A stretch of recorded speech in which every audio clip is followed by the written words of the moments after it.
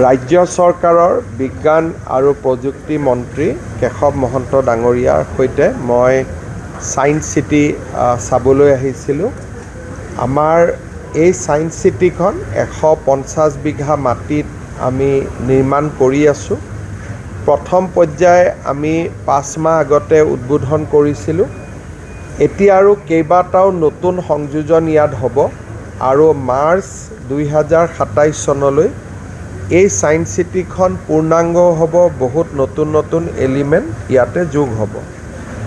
আজি আৰু কেইবাটাও, বিশেষকৈ এটা ডিজিটেল পেনাৰমা, লগত এটা কনভেনশ্যন চেণ্টাৰ, এটা পাৰ্কিং ফেচিলিটি, এটা মিউজিকেল ফাউণ্টেন, এনেকুৱা আৰু কিছুমান এলিমেণ্ট এড কৰিবৰ বাবে মই 100 কোটি টকা ৰাজ্য চৰকাৰৰ পৰা আগবঢ়াবৰ বাবে মোৰ ইচ্ছা মই আমাৰ ছায়েন্স এণ্ড টেকন'লজি ডিপাৰ্টমেণ্টক জনাইছোঁ। সেইখিনিও হৈ গ'লে আমাৰ ইয়াৰ 4th ফেজ এটা, যিটো আমি কল্পনা কৰি থৈছিলোঁ কিন্তু পুঁজি নাই কাৰণে কৰা নাছিলোঁ, সেইটো কমপ্লিট হৈ যাব। এই গোটেইখিনি হৈ গ'লে ই ভাৰতৰ ভিতৰতে এখন খুব ভাল ছায়েন্স চিটি হ'ব। It may be one of the best.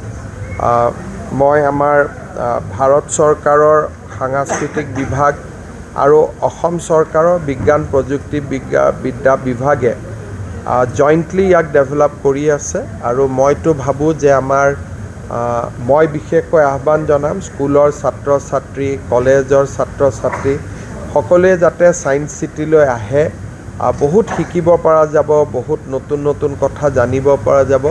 In fact মই ইয়াত আহি অলপ দেৰি সৌৰজগতৰ বিষয়ে শিকিবলৈ যত্ন কৰিলোঁ। মই তাতে বহিলোঁ, অলপ সৌৰজগতৰ বিষয়ে জানিব চেষ্টা কৰিলোঁ। ৰিফ্ৰেছিঙো হয়, এডুকেটিভো হয়।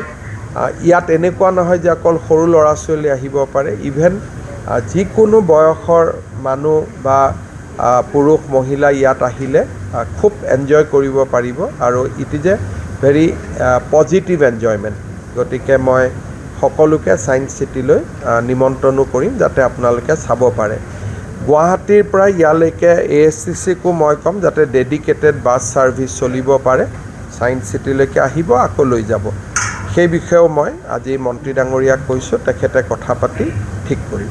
যিকোনো খবৰৰ বাবে যোগাযোগ কৰক 9181 307 221 আমাৰ এই নম্বৰত।